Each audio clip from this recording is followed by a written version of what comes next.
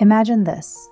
You've just spent months, maybe even years, carefully pruning your very first Niwaki tree. It looks like a living sculpture. But then life happens. You get busy, you have to go out of town for a few weeks, and suddenly panic sets in. Will my tree survive without water? Welcome to the channel. Today we are tackling the most common question I get from beginner gardeners. How long can a Niwaki go without water? Spoiler alert, there is no single magic number.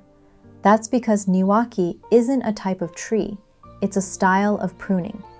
Whether your tree survives 3 weeks or dies in 2 days depends entirely on 3 crucial variables. Let's break them down so you never lose a tree again. The first crucial variable is your tree's environment in the ground.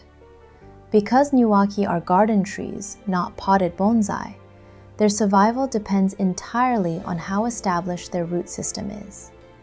Are we talking about a tree that has been in your garden for 10 years, or one you just planted last month? If you have a mature, established Niwaki, you have a massive safety net. Over the years, those roots have grown incredibly deep, tapping into hidden moisture reserves far below the surface. A mature in-ground tree can often survive weeks or even a full month of drought without you ever lifting a hose. They are resilient. But if you're dealing with a newly planted Niwaki, you are in the danger zone.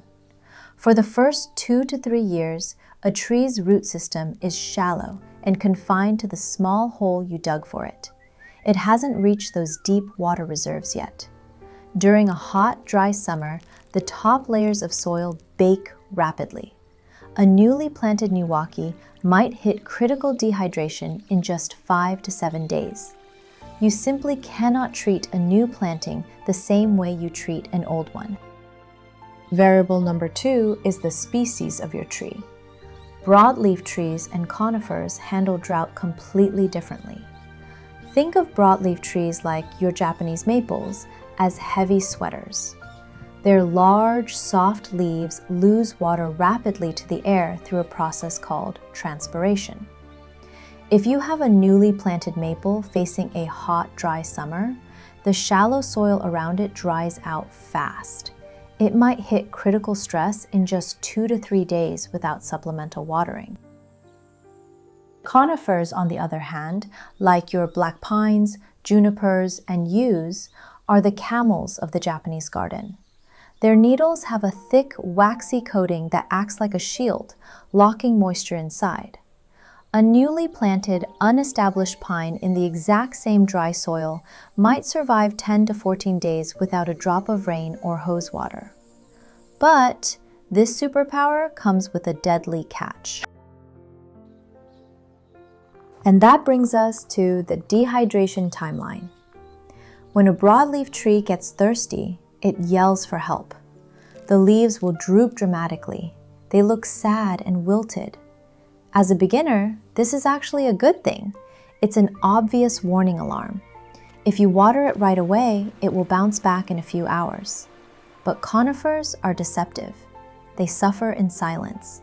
Because of their rigid needles, a pine tree will look perfectly green and healthy on the outside, even as its delicate root hairs are dying beneath the soil.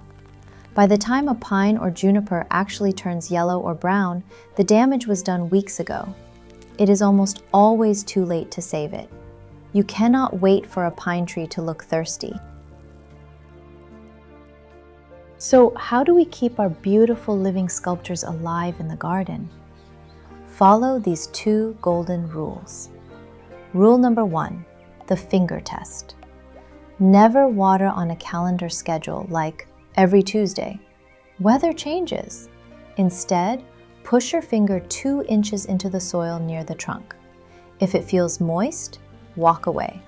If it feels completely dry, water it deeply at the base. Rule number 2, the emergency rescue. If you messed up and the garden soil is bone dry, the dirt will actually repel water. Pouring water fast will just make it run off. you have to set a hose to a bare trickle at the base of the trunk for several hours to slowly rehydrate the ground. Keeping a Niwaki alive is all about paying attention to the environment, understanding your tree's species, and checking the soil, not the calendar.